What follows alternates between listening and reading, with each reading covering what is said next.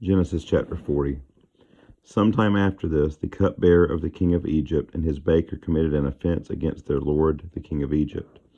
And Pharaoh was angry with his two officers, the chief cupbearer and the chief baker, and he put them in custody in the house of the captain of the guard, in the prison where Joseph was confined. The captain of the guard appointed Joseph to be with them, and he attended them. They continued for some time in custody. And one night they both dreamed, the cupbearer and the baker of the king of Egypt, who were confined in the prison, each his own dream, and each dream with its own interpretation. When Joseph came to them in the morning, he saw that they were troubled. So he asked Pharaoh's officers who were with him in custody in his master's house, "Why are your faces downcast today?" They said to him, "We have had dreams, and there is no one to interpret them." And Joseph said to them, "Do not interpretations belong to God? Please tell them to me." So the chief cupbearer told his dream to Joseph and said to him, "In my dream there was a vine before me, and on the vine there were 3 branches. As soon as it budded, its blossoms shot forth, and the clusters ripened into grapes. Pharaoh's cup was in my hand, and I took the grapes and pressed them into Pharaoh's cup, and placed the cup in Pharaoh's hand." Then Joseph said to him, "This is its interpretation. The 3 branches are 3 days. In 3 days Pharaoh will lift up your head and restore you to your office, and you shall place Pharaoh's cup in his hand as formerly when you were his cupbearer. Only remember me when it is well with you, and please do me the kindness to mention me to Pharaoh, and so get me out of this house. For I was indeed stolen out of the land of the Hebrews, and here also I have done nothing that they should put me into the pit." When the chief baker saw that the interpretation was favorable, he said to Joseph, "I also had a dream. There were 3 cup baskets on my head, and in the uppermost basket there were all sorts of baked food for Pharaoh, but the birds were eating it out of the basket on my head." And Joseph answered and said, "This is its interpretation. The 3 baskets are 3 days. In 3 days Pharaoh will lift up your head from you and hang you on a tree, and the birds will eat the flesh from you." On the 3rd day, which was Pharaoh's birthday, he made a feast for all his servants, and lifted up the head of the chief cupbearer and the head of the chief baker among his servants. He restored the chief cupbearer to his position, and he placed the cup in Pharaoh's hand. But he hanged the chief baker, as Joseph had interpreted to them. Yet the chief cupbearer did not remember Joseph, but forgot him. Chapter 41. After 2 whole years, Pharaoh dreamed that he was standing by the Nile, and behold, there came up out of the Nile 7 cows, attractive and plump, and they fed in the reed grass. And behold, 7 other cows, ugly and thin, came up out of the Nile after them, and stood by the other cows on the bank of the Nile. And the ugly thin cows ate up the 7 attractive plump cows. And Pharaoh awoke, and he fell asleep and dreamed a second time.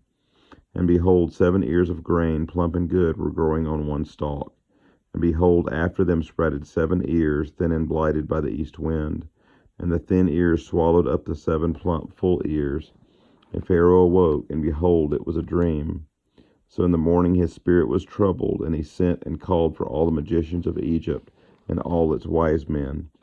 Pharaoh told them his dreams, but there was none who could interpret them to Pharaoh. Then the chief cupbearer said to Pharaoh, "I remember my offenses today, when Pharaoh was angry with his servants, and put me and the chief baker in custody in the house of the captain of the guard.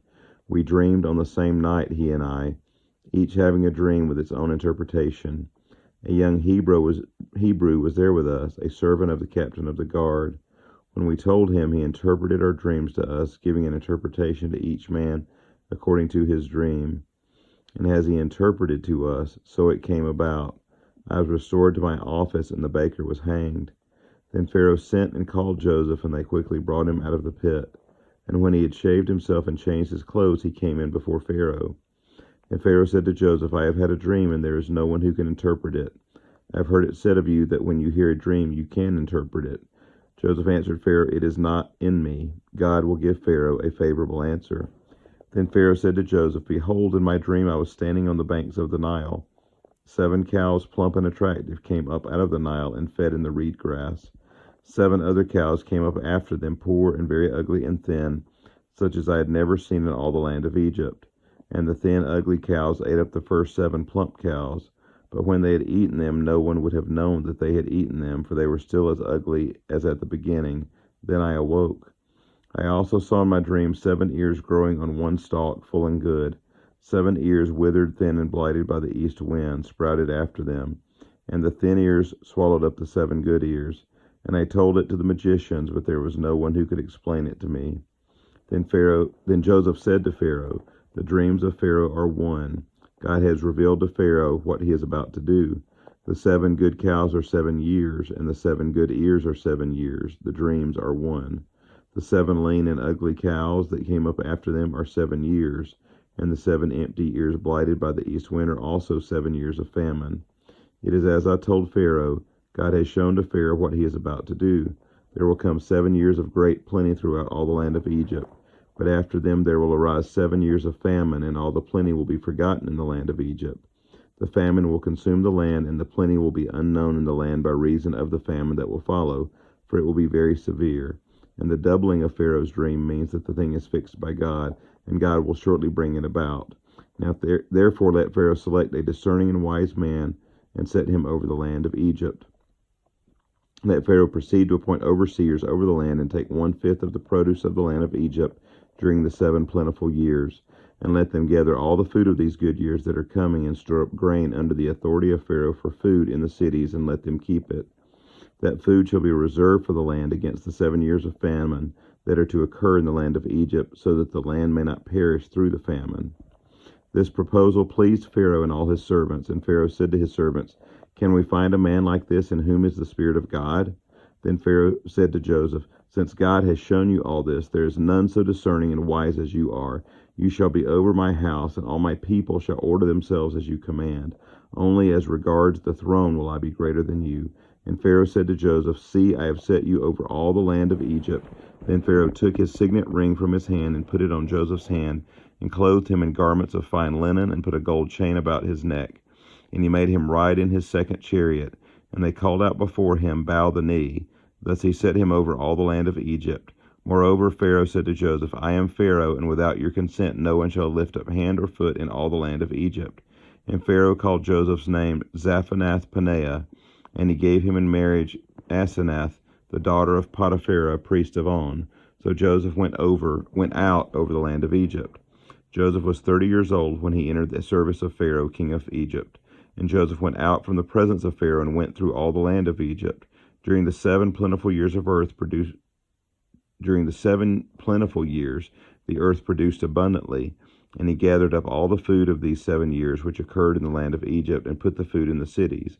He put in every city the food from the fields around it, and Joseph stored up grain in great abundance, like the sand of the sea, until he ceased to measure it, for it could not be measured. Before the year of famine came, 2 sons were born to Joseph. Asenath, the daughter of Potiphera, priest of On, bore them to him. Joseph called the name of the firstborn Manasseh, for, he said, God has made me forget all my hardship and all my father's house. The name of the second he called Ephraim, for God has made me fruitful in the land of my affliction. The 7 years of plenty that occurred in the land of Egypt came to an end, and the 7 years of famine began to come, as Joseph had said. There was famine in all lands, but in all the land of Egypt there was bread.